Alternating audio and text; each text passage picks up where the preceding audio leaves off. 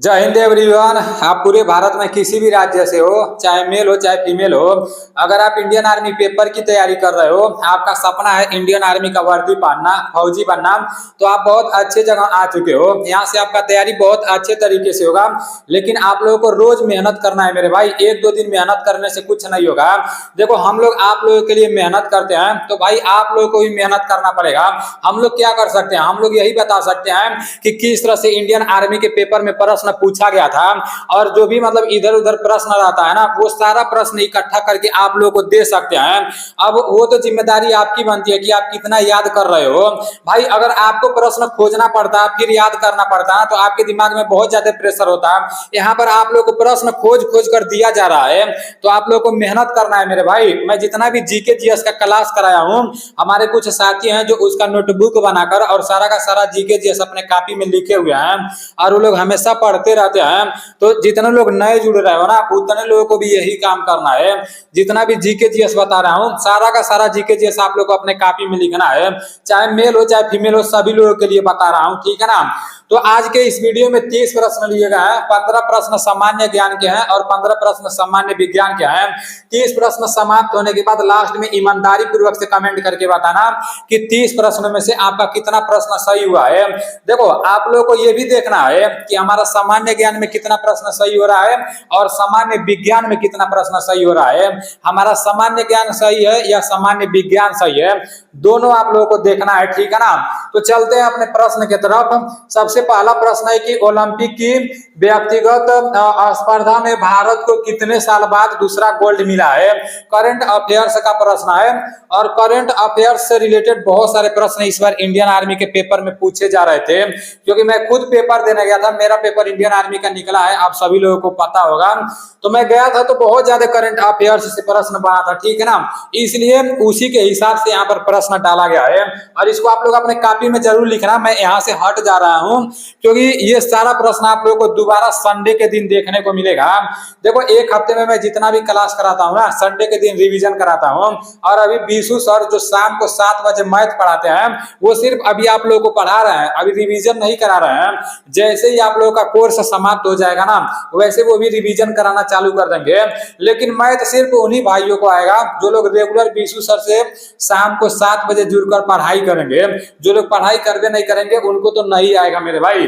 तो इसलिए जब भी आप लोगों को टाइम मिला है, जैसे वीडियो अपलोड हो रहा है, अगर उस टाइम नहीं पढ़ पा रहे हो ना, तो भाई जब भी टाइम मिल रहा है तब आप लोग मैथ का क्लास जरूर करो, क्योंकि आने वाले समय में औसत, प्रतिशत, लाभ, हानि जो कुछ भी है ना, वो सारी चीजें आप लोगों को आसानी से पता चलती जाएंगी। आप लोगों को पता भी नहीं लगेगा और आप लोग मैथ भी जान जाओगे। चलते हैं अपने प्रश्न की तरफ। देखो, इसका राइट आंसर क्या होगा? 50 साल, 13 साल, 15 साल और 40 साल। यहाँ पर लिखा गया कि ओलंपिक की व्यक्तिगत स्पर्धा में भारत को कितने साल बाद दूसरा गोल्ड मिला है। तो इसका राइट आंसर 13 साल हो जाएगा। 13 साल इज राइट आंसर, ठीक है ना। अभी ये जो गोल्ड मेडल है, जैसे नीरज चोपड़ा से संबंधित ये प्रश्न है, उसके बारे में आप लोग पढ़ लेना। नीरज चोपड़ा से संबंधित ये जो ओलंपिक हुआ है ना, ओलंपिक गेम जो हुआ है, उससे रिलेटेड जितना भी प्रश्न बनता है, वो सारा प्रश्न इकट्ठा करके मैं आप लोगों को बता दूंगा। उसको आप लोगों को अच्छे से पढ़ना है, ठीक है ना, क्योंकि यहाँ से एक प्रश्न जरूर बनेंगे। नेक्स्ट प्रश्न है, भागवत गीता किसकी कृति है? वेद व्यास, वाल्मीकि, कालिदास और बाणभट्ट। इसका राइट आंसर क्या हो जाएगा? भागवत गीता किसकी कृति है? इसका राइट आंसर आपका वेद व्यास हो जाएगा। Ved Vyas is right answer. Bhagavad Gita Ved Vyas की कृति है, ठीक है ना। नेक्स्ट प्रश्न की तरफ चलते हैं। नेक्स्ट प्रश्न है, देखो अभी यहाँ पर जो दिया था वाल्मीकि, तो रामायण किसने लिखा था? तो ये वाल्मीकि जी ने लिखी थी, ठीक है ना। और ये जो कालिदास दिया है, तो मेघदूत के रचयिता कौन है? मेघदूत के रचयिता कालिदास है, ठीक है ना। नेक्स्ट प्रश्न की तरफ चलते हैं। नेक्स्ट प्रश्न है कि महात्मा गांधी का समाधि स्थल का क्या नाम है? महात्मा गांधी का समाधि स्थल का क्या नाम है? आप सभी लोगों को पता होना चाहिए। विजय घाट, शांतिवन, राजघाट और वीर भूमि। इसका राइट आंसर राजघाट हो जाएगा। Rajghat is right answer. Mahatma Gandhi का समाधि स्थल का नाम क्या है? राजघाट है। देखो, महात्मा गांधी के समाधि स्थल के बारे में आप लोग को पढ़ लेना है, और लाल बहादुर शास्त्री जी के समाधि स्थल के बारे में आप लोग को पढ़ लेना है, क्योंकि समाधि स्थल से एक प्रश्न जरूर बनता है, तो इसको आप लोग को पढ़ना है, ठीक है ना। नेक्स्ट प्रश्न की तरफ चलते हैं। नेक्स्ट प्रश्न है, पिंग योंग खेल का दूसरा नाम क्या है? क्रिकेट, हॉकी, टेबल टेनिस और फुटबॉल है। ये आप लोग को नया प्रश्न दिख रहा होगा, लेकिन ये प्रश्न इस बार इंडियन आर्मी के पेपर में पूछा गया था। पिंग योंग खेल का दूसरा नाम क्या है? पिंग योंग खेल का दूसरा नाम टेबल टेनिस है। Table tennis is right answer. Hockey में कितने खिलाड़ी होते हैं? क्रिकेट में कितने खिलाड़ी होते हैं? और फुटबॉल में कितने खिलाड़ी होते हैं? ये सारी चीजें आप लोग को पता होना चाहिए, क्योंकि यहाँ पर सिर्फ आप लोग को ये एक प्रश्न में आप लोग को बता रहा हूँ कि पिंग योंग खेल का दूसरा नाम क्या है। टेबल टेनिस में आप लोग को बता रहा हूँ, लेकिन चारों ऑप्शंस के बारे में आप लोग पता करो, तब तो पेपर देने में मजा आएगा, तब तो पढ़ाई करने में मजा आएगा, ठीक है ना। नेक्स्ट प्रश्न की तरफ चलते हैं। नेक्स्ट प्रश्न है, राष्ट्रपति लोकसभा में कितने सदस्य को मनोनीत करता है? 4 सदस्य, 5 सदस्य, 3 सदस्य, 2 सदस्य। इसका राइट आंसर क्या हो जाएगा? राष्ट्रपति लोकसभा में कितने सदस्यों को मनोनीत करता है? तो राष्ट्रपति लोकसभा में 2 सदस्यों को मनोनीत करता है। यहाँ 2 सदस्य राइट आंसर हो जाएगा। नेक्स्ट प्रश्न की तरफ चलते हैं। नेक्स्ट प्रश्न है, जर्मनी में कौन सी नदी बहती है? अमेजन, नील, राइन, डेन्यूब और सीन है। इसका राइट आंसर क्या हो जाएगा? इस बार इंडियन आर्मी के पेपर में यह प्रश्न पूछा गया था। भाई, जितना भी प्रश्न मैं आप लोग को बता रहा हूं ना, उसके पीछे का कुछ ना कुछ रीजन है, बहुत मेहनत से इन सब प्रश्नों को बताया गया है। तो आप लोग सभी प्रश्नों को अपने कॉपी में लिखते जाना और गिनती करते जाना कि आज आप लोग का कितना प्रश्न सही हो रहा है, ठीक है ना। जर्मनी में कौन सी नदी बहती है? तो राइन और डेन्यूब नदी बहती है, ठीक है ना। राइन और डेन्यूब इज राइट आंसर। याद कर लेना, क्योंकि ये प्रश्न संडे के दिन भी आप लोग को देखने को मिलेगा। अपने कॉपी में लिख लेना और 3-4 बार पढ़ना, ताकि संडे के दिन जो आप लोग का टेस्ट कराया जाएगा, अगर 100 क्वेश्चन रहेगा तो 100 क्वेश्चन आप लोग का सही होना चाहिए, ठीक है ना। नेक्स्ट प्रश्न की तरफ चलते हैं। आपका नेक्स्ट प्रश्न है, स्वर्ण मंदिर कहाँ स्थित है? अमृतसर, महाराष्ट्र, ओडिशा और गुजरात है। इंडियन आर्मी का फेवरेट प्रश्न है। स्वर्ण मंदिर कहाँ स्थित है? स्वर्ण मंदिर अमृतसर में स्थित है।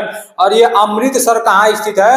अमृतसर पंजाब में स्थित है। पंजाब में मतलब अमृतसर स्थित है, और स्वर्ण मंदिर अमृतसर में स्थित है, ठीक है ना। नेक्स्ट प्रश्न है, कन्नड़ भाषा कौन से राज्य में बोली जाती है? कन्नड़ भाषा कौन से राज्य में बोली जाती है? आपके सामने 4 ऑप्शन है, महाराष्ट्र, गोवा, तमिलनाडु और कर्नाटक है। कन्नड़ भाषा कौन से राज्य में बोली जाती है? कन्नड़ भाषा कर्नाटक में बोली जाती है। देखो, क से कन्नड़ और क से कर्नाटक है, नाम से थोड़ा बहुत मिलजुल रहा है, तो जहां भी आ जाएगा कन्नड़ भाषा कौन से राज्य में बोली जाती है, तो आप लोग ट्रिक लगा देना, कन्नड़ भाषा कर्नाटक में बोली जाती है। और ये प्रश्न आप लोग को संडे के दिन भी देखने को मिलेगा। अगर उस तरह से नहीं याद होगा ना, तो नाम से आप लोग याद कर लेना, कन्नड़ भाषा कर्नाटक में बोली जाती है। नेक्स्ट प्रश्न की तरफ चलते हैं। नेक्स्ट प्रश्न है, हाल ही में रक्षा मंत्रालय ने कौन सा ऑपरेटिंग सिस्टम लॉन्च किया है? ये प्रश्न करंट अफेयर्स का है, ठीक है ना। इसको आप लोग अच्छे से अपने कॉपी में लिख लो। यहाँ पर लिखा गया है, हाल ही में रक्षा मंत्रालय ने कौन सा ऑपरेटिंग सिस्टम लॉन्च किया है। ये प्रश्न मैं यहाँ पर इसलिए लिया हूं क्योंकि यहाँ रक्षा मंत्रालय का बात किया गया है, और जब भी सेना से रिलेटेड कुछ होता है तो रक्षा मंत्रालय मतलब एक जैसे मतलब समझो एक सगा भाई है सब, ठीक है ना। रक्षा मंत्रालय और सेना जैसे समझो एक सगा भाई है सब, इसलिए इन सब चीजों से रिलेटेड कोई भी नया प्रश्न आता है ना, तो मैं सोचता हूँ ये प्रश्न जरूर आएगा, और मेरा सोचा हुआ थोड़ा बहुत कहीं कहीं आ भी जाता है। मैं कई बार देख चुका हूँ, उस तरह से नहीं सोचता हूँ, सारी चीजें देख कर सोचता हूं। तो इसको आप लोग याद कर लेना, ठीक है ना। हाल ही में रक्षा मंत्रालय ने कौन सा ऑपरेटिंग सिस्टम लॉन्च किया है? इसका राइट आंसर माया हो जाएगा। माया इज राइट आंसर। ये साइबर क्राइम से रिलेटेड है, इसके बारे में आप लोगों को ज्यादा पढ़ने की जरूरत नहीं है, बस आप लोग याद कर लेना कि हाल ही में रक्षा मंत्रालय ने कौन सा ऑपरेटिंग सिस्टम लॉन्च किया है, तो इसका राइट आंसर माया हो जाएगा। नेक्स्ट प्रश्न की तरफ चलते हैं। नेक्स्ट प्रश्न है, भारत के प्रथम प्रधानमंत्री कौन थे? भारत के प्रथम प्रधानमंत्री कौन थे? आप लोगों को पता होना चाहिए भारत के प्रथम प्रधानमंत्री कौन थे, भारत के प्रथम राष्ट्रपति कौन थे, भारत के प्रथम उपराष्ट्रपति कौन थे, ये सारी चीजें पता होना चाहिए। सरदार वल्लभ भाई पटेल, पंडित जवाहरलाल नेहरू, महात्मा गांधी और राजेंद्र प्रसाद। भारत के प्रथम प्रधानमंत्री कौन थे? इसका राइट आंसर पंडित जवाहरलाल नेहरू हो जाएगा। Pandit Jawaharlal Nehru is right answer. Bharat के प्रथम प्रधानमंत्री पंडित जवाहरलाल नेहरू थे। नेक्स्ट प्रश्न की तरफ चलते हैं।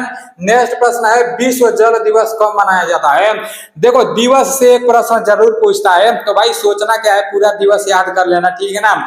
वैसे याद करने में इतना आसानी से तो याद होता नहीं है, कहने में और करने में बहुत ज्यादा अंतर होता है, ये मुझे अच्छी तरह से पता है। लेकिन आप लोगों के पास दूसरा कोई रास्ता भी तो नहीं है भाई, इसको छोड़कर आप लोग क्या करोगे बताओ।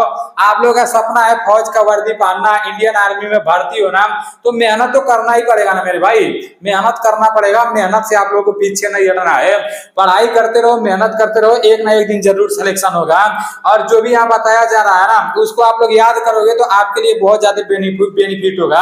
आप कहीं भी जाकर टेस्ट लगा लेना, जैसे हमारा क्लास देखने के बाद या बीसू सर का मैथ का क्लास देखने के बाद आप कहीं भी जाकर टेस्ट लगा लेना, इसी तरह का प्रश्न आपको देखने को मिलेंगे। और जिस हिसाब से मैं बताता हूँ अपनी तरफ से तो 100% देकर मैं आप लोग को बताता हूँ, और आप लोग के कमेंट के माध्यम से पता चलता है कि आप लोग को समझ में भी आता है। तो जिस हिसाब से हम लोग बताते हैं ना कि मतलब हमें लगता है कि आप लोग को याद होता है, कुछ समझ आता है, तभी आप लोग अच्छे अच्छे कमेंट करते हो। तो भाई ईमानदारी पूर्वक से सारी चीजें याद करते हुए चलना, ठीक है ना। विश्व जल दिवस कब मनाया जाता है। 21 मार्च, 10 मार्च, 22 मार्च और 11 मार्च। इसका राइट आंसर 22 मार्च हो जाएगा, 22 मार्च इज राइट आंसर। विश्व जल दिवस 22 मार्च को मनाया जाता है। नेक्स्ट प्रश्न की तरफ चलते हैं। नेक्स्ट प्रश्न है प्रदीप नरवाल का संबंध किस खेल से है। कुश्ती, क्रिकेट, हॉकी और कबड्डी। प्रदीप नरवाल का संबंध किस खेल से है। इसका राइट आंसर कबड्डी हो जाएगा, kabaddi is right answer. Pradeep Narwal का संबंध कबड्डी से है, ठीक है ना, आप लोग याद कर लेना। प्रदीप नरवाल का संबंध कबड्डी से है। नेक्स्ट प्रश्न की तरफ चलते हैं। प्रश्न है इराक की राजधानी बगदाद किस नदी के किनारे बसा है। देखो नदियों के किनारे जो शहर बसा हुआ है ना, उससे रिलेटेड इस बार जो इंडियन आर्मी का पेपर हुआ था उसमें बहुत सारा प्रश्न बना था। तो जितने भी नदियों के किनारे जो जो शहर बसा हुआ है वो सब आप लोग याद कर लेना, ठीक है ना। देखो जो पढ़ने वाले रहते हैं उनको थोड़ा सा हिंट मिलता है ना, तो वो लोग सर्च कर करके पूरा खोज करके उसके बारे में सारी चीजें याद कर लेते हैं। तो ऐसे आप लोगों को भी करना है, ठीक है ना। इराक की राजधानी बगदाद किस नदी के किनारे बसा है। देखो कभी कभी पूछ देता है कि इराक की राजधानी कहां पर है, तो इराक की राजधानी बगदाद है, ठीक है ना। और ये किस नदी के किनारे बसा है। आपके सामने 4 ऑप्शन है, टिग्रिस, सीन, थेम्स और अमेजन है। इसका राइट आंसर टिग्रिस हो जाएगा, tigris is right answer. Next प्रश्न की तरफ चलते हैं। नेक्स्ट प्रश्न है भारत का राष्ट्रीय चिन्ह है कमल, अशोक स्तंभ, शेर और मोर है। भारत का राष्ट्रीय चिन्ह कौन सा है, तो अशोक स्तंभ हो जाएगा, अशोक स्तंभ इज राइट आंसर। नेक्स्ट प्रश्न की तरफ चलते हैं। नेक्स्ट प्रश्न है टेलीस्कोप का आविष्कार किसने किया था। मोस्ट इंपोर्टेंट प्रश्न है, बहुत बार इंडियन आर्मी के पेपर में यह प्रश्न पूछा गया है। टेलीस्कोप का आविष्कार किसने किया था। गैलीलियो, आर्यभट्ट, ग्राहम बेल, इनमें से कोई नहीं। इसका राइट आंसर क्या हो जाएगा, टेलीस्कोप का आविष्कार गैलीलियो ने किया था, गैलीलियो इज राइट आंसर। अभी आप लोग के सामान्य ज्ञान के 15 प्रश्न समाप्त हो चुके हैं। 15 प्रश्नों में से आपका कितना प्रश्न सही हुआ है, ईमानदारी पूर्वक से कमेंट करके बताना कि हमारा सामान्य ज्ञान में इतना प्रश्न सही हुआ है। अब चलते हैं सामान्य विज्ञान की तरफ। सामान्य विज्ञान का सबसे पहला प्रश्न है। सामान्य विज्ञान का प्रश्न बताने से पहले मैं आप लोग को एक बात बताना चाहता हूं। देखो जब मैं संडे के दिन टेस्ट कराया था या कल वाले वीडियो में जैसे जो सामान्य विज्ञान का प्रश्न कराया था उसमें मैं आप लोग को बताया था रक्त का पीएच मान के बारे में मैं आप लोग को बताया था। तो उसमें टाइपिंग में थोड़ा मिस्टेक हो गया था, 7.6 मैं आप लोगों को बता दिया था, लेकिन रक्त का पीएच मान 7.4 होता है, ठीक है ना। 7.4 होता है रक्त का पीएच मान, तो इसको आप लोग याद कर लेना। अगले वीडियो में टाइपिंग में मिस्टेक हो गया और मैं यहाँ पर वीडियो बना रहा था तो मैं आप लोग को बता दिया था कि 7.6 होता है, लेकिन रक्त का पीएच मान 7.4 होता है। अगर आप लोग नेट पर सर्च मारोगे ना तो वहां पर दिखा रहा है कि रक्त का पीएच मान जैसे 7.35 से लेकर 35 से लेकर अरे कब कब भोजपुरी बोल देनी, कब कब इंग्लिश बोल देनी, कब कब हिंदी बोल देनी, बस तुम लोगन के समझ में आवे चाहिए, ठीक है ना।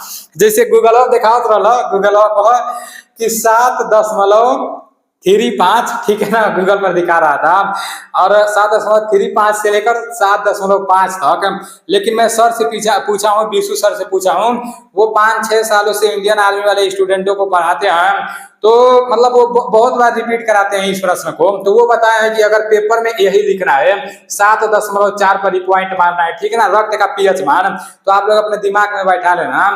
अब देखो यहाँ पर लिखा गया है कि संतुलित भोजन में ऊर्जा की मात्रा होती है, संतुलित भोजन में ऊर्जा की मात्रा कितना होती है, जो हम लोग भोजन लेते हैं ना, जैसे जो अच्छा भोजन रहता है, संतुलित भोजन रहता है, तो उसमें ऊर्जा की मात्रा कितनी होती है, 2400 कैलोरी, 1000 कैलोरी और 3000 कैलोरी और 1500 कैलोरी। इसका राइट आंसर 3000 कैलोरी हो जाएगा, ठीक है ना। संतुलित भोजन में ऊर्जा की मात्रा कितनी होती है, 3000 कैलोरी होती है। और एक मनुष्य को एक दिन में कितना ऊर्जा की आवश्यकता होती है, एक मनुष्य को एक दिन में लगभग 2400 कैलोरी के आसपास में ऊर्जा की मतलब आवश्यकता होती है। और जो लोग बहुत ज्यादा काम करते हैं ना, उन लोगों को तो भाई और ज्यादा ऊर्जा, जैसे और ज्यादा ऊर्जा की जरूरत होती है। तो इसको आप लोग याद रखना, संतुलित भोजन में ऊर्जा की मात्रा 3000 कैलोरी होती है। नेक्स्ट प्रश्न की तरफ चलते हैं। नेक्स्ट प्रश्न है, बर्फ पानी पर तैरती है क्यों? ये प्रश्न भी बहुत बार इंडियन आर्मी के पेपर में पूछा गया है। बर्फ पानी पर तैरती है क्यों? बर्फ का घनत्व ज्यादा है, बर्फ का घनत्व कम है, बर्फ पानी से बनती है, इनमें से कोई नहीं। इसका राइट आंसर बर्फ का घनत्व कम है, ठीक है ना। बर्फ पानी पर क्यों तैरती है? क्योंकि बर्फ का घनत्व कम है, ठीक है ना, बर्फ का घनत्व पानी से कम है। नेक्स्ट प्रश्न की तरफ चलते हैं। नेक्स्ट प्रश्न है, प्रोटीन की मात्रा सर्वाधिक पाई जाती है, सबसे ज्यादा प्रोटीन किसमें पाई जाती है? अब कुछ लोग तो एकदम कब से मार दिए होंगे सोयाबीन में, क्योंकि सोयाबीन खा खा के गांव वाले लड़के, थोड़ा नहीं आर्मी वाले लड़के नहीं, आर्मी वालों के लिए मैं नहीं बोल रहा हूँ, कुछ ऐसे लड़के रहते हैं सब फुला लेते हैं गलवा वलवा और अपने पापा से बुलेट खरीदवा लेते हैं और लिखवाते हैं मैं माफिया हूँ ये हूँ, वो सब सोयाबीन खा खा के फुलाए रहते हैं। तो कुछ लोग सोचते हैं कि सोयाबीन में बहुत ज्यादा प्रोटीन पाया जाता है। सोयाबीन में प्रोटीन पाया जाता है लेकिन बहुत ज्यादा नहीं पाया जाता है। सबसे ज्यादा प्रोटीन किसमें पाया जाता है? सोयाबीन, दाल, शैवाल और अंडे में। इसका राइट आंसर शैवाल हो जाएगा। शैवालों में सबसे ज्यादा प्रोटीन पाए जाते हैं, ठीक है ना। उसके बाद से आपका दाल हो जाता है। मतलब शैवालों में भी जैसे बहुत सारा शैवाल होता है, 3-4 शैवाल है, उसको मैं आप लोगों को एक वीडियो में कराऊंगा जब सिर्फ इसका चैप्टर बताऊंगा तो, ठीक है ना। जैसे किसमें कितना पाया जाता है, कितना प्रतिशत प्रोटीन पाया जाता है, दाल में कितना प्रतिशत प्रोटीन पाया जाता है, सोयाबीन में कितना प्रतिशत प्रोटीन पाया जाता है, अंडे में कितना प्रतिशत प्रोटीन पाया जाता है, इन सब चीजों के बारे में अभी मैं भी पढ़ रहा हूं। तो सारी चीजें जब मुझे अच्छी तरह से पता चल जाएंगी ना, तो मैं आप लोग को अच्छी तरह से समझा दूंगा। क्योंकि आप लोग खुद बोलते हो कि भाई जब आप समझाते हो तो मुझे एकदम सब कुछ समझ आ जाता है। तो भाई इसी तरह से आप लोग कमेंट करते रहो, बाकी आप लोग आगे देखते रहो। मैं आप लोगों के लिए उस तरह से मेहनत करूंगा जिस तरह से मेहनत करना चाहिए। नेक्स्ट प्रश्न है कि ध्वनि की तीव्रता का मात्रक क्या है? ध्वनि की तीव्रता की मात्रक क्या है? हर्ट्ज, न्यूटन और डेसिबल, इनमें से कोई नहीं। इसका राइट आंसर डेसिबल हो जाएगा। Decibel is right answer. ध्वनि की तीव्रता की मात्रक डेसिबल होता है। प्रश्न है, सर्वदाता रक्त समूह है, मोस्ट इंपोर्टेंट प्रश्न है। बहुत बार इंडियन आर्मी के पेपर में यह प्रश्न पूछा गया है, इस बार भी पूछा गया था। और जब पहले इंडियन आर्मी का पेपर कराया जाता था ना, जब पहले दौड़ करा लिया जाता था, जो लोग दौड़ में पास हो जाते थे, मेडिकल पास हो जाते थे, उन लोगों का पेपर कराया जाता था। तो उस टाइम भी ये प्रश्न बार बार पूछा जाता था और इस टाइम भी पूछा जाता है और आने वाले समय में भी पूछा जाएगा। क्यों पूछा जाएगा? इसके पीछे का भी एक रीजन है। जैसे मैं भी एक एनसीसी कैडेट हूँ, आप सभी लोगों को पता होगा, जब हम लोग एनसीसी में भर्ती हुए थे ना, जब हम लोग को वर्दी मिला था, जब नेम प्लेट यहाँ पर जैसे जो हम लोग को मिला था, तो यहाँ पर हम लोग का ब्लड ग्रुप जैसे लिखने के लिए बोला गया था कि आपका ब्लड ग्रुप क्या है। जब हम लोग पूछे कि यहाँ पर क्यों ब्लड ग्रुप लिखा जा रहा है, तो वो लोग बोल रहे थे, मान लो अचानक में आप कहीं जा रहे हो, जैसे एक्सीडेंट हो जा रहा है या कुछ भी हो जा रहा है, आपका साथी को कुछ हो जा रहा है और उसको जैसे ब्लड का जरूरत पड़ेगा, तो फिर आपके यहाँ से पता चल जाएगा कि आपका कौन सा ब्लड ग्रुप है, तो फिर आपका ब्लड उस मतलब काम आ जाएगा, उसका जान बच जाएगा। ऐसा वो लोग बता रहे थे, फौजी लोग बता रहे थे। तो जैसे आर्मी में भी ऐसे ही होता होगा। ब्लड ग्रुप इसलिए जानना जरूरी है क्योंकि मान लो जंगल में जा रहे हो, कहीं भी जा रहे हो, मतलब अगर जैसे अचानक में कुछ हो जाता है, आपका साथी वहां पर है, उसको ब्लड का जरूरत पड़ेगा, अगर आपको अपना ब्लड ग्रुप पता रहेगा, ब्लड ग्रुप के बारे में सारी चीजें पता रहेंगी, तो आसानी से उसको ब्लड ग्रुप अपना ब्लड दे दोगे और उसका जान बच जाएगा। इसलिए ब्लड के बारे में आप सभी लोगों को जानना बहुत जरूरी है, ठीक है ना। सर्वदाता रक्त समूह है, देखो जो खून होता है ना, जैसे 4 ग्रुप में बांटा गया है, A group, B group, A B group और ओ ग्रुप। तो सर्वदाता रक्त समूह ओ को कहते हैं, ठीक है ना। जो ओ ग्रुप होता है वो सर्वदाता होता है। सर्वदाता मतलब वो सबको अपना खून दे सकता है, ठीक है ना। और ये जो ए बी है ये सर्वग्राही होता है। कभी कभी पूछ देता है कि सर्वग्राही रक्त समूह है, तो सर्वग्राही रक्त समूह ए बी है और सर्वदाता रक्त समूह ओ है। इसके आगे आप लोग यहाँ पर लिख लेना कि सर्वग्राही रक्त समूह ए बी है और सर्वदाता रक्त समूह ओ है, ठीक है ना। इन्हीं दोनों के बारे में पूछता है, इसके बारे में नहीं पूछता है। आप लोग देख लेना, किसी भी पेपर को उठाकर देखोगे ना तो सर्वग्राही और सर्वदाता के बारे में पूछता है। नेक्स्ट प्रश्न की तरफ चलते हैं। शुक्राणु का निर्माण कहाँ होता है? अंडाशय में, वृषण में, फ्रक्टोज में, इनमें से कोई नहीं। इसका राइट आंसर वृषण हो जाएगा। वृषण इज राइट आंसर। शुक्राणु का निर्माण कहाँ पर होता है? वृषण में होता है। नेक्स्ट प्रश्न है कि किस जनन में युग्मकों का निर्माण होता है? लैंगिक जनन, अलैंगिक जनन, कायिक और ए और बी। इसका राइट आंसर क्या हो जाएगा? इसका राइट आंसर लैंगिक हो जाएगा। लैंगिक इज राइट आंसर। किस जनन में युग्मकों का निर्माण होता है? तो लैंगिक में युग्मकों का निर्माण होता है, ठीक है ना। आप लोग याद कर लेना। नेक्स्ट प्रश्न है कि वसा में घुलनशील विटामिन कौन होता है? ये भी मोस्ट इंपोर्टेंट प्रश्न है, बहुत बार इंडियन आर्मी के पेपर में ये प्रश्न पूछा गया है। विटामिन से तो एक प्रश्न बनते ही बनते हैं। वसा में घुलनशील विटामिन कौन होता है?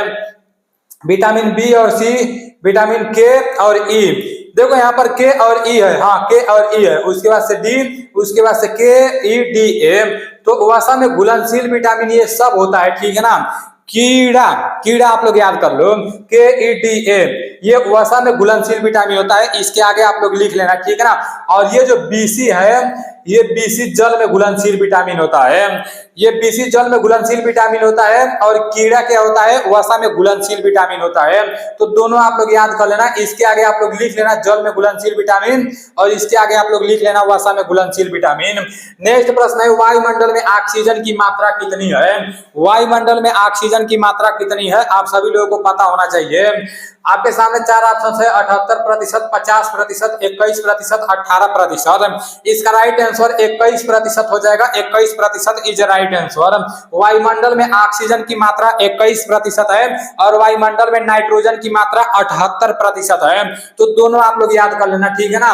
इसके सामने आप लोग लिख लेना नाइट्रोजन और इसके सामने आप लोग लिख लेना ऑक्सीजन है। नेक्स्ट प्रश्न है हास्य गैस, लाफिंग गैस का सूत्र है। देखो ये जो हास्य गैस है ना, अगर इसको आप लोग सूंघ लोगे तो सिर्फ हंसते रहोगे, सिर्फ हंसते रहोगे। और इसके सूत्र के बारे में बहुत बार पूछा गया है, आप सभी लोगों को पता होना चाहिए। ये पहले से ही इंडियन आर्मी के पेपर में पूछे जा रहे हैं और आने वाले समय में जो इंडियन आर्मी का पेपर कराया जाएगा ना उसमें भी ये प्रश्न पूछा जा सकता है, नहीं पूछा जाएगा, ठीक है ना। इसलिए आप लोग याद कर लेना। हास्य गैस, लाफिंग गैस का सूत्र क्या है?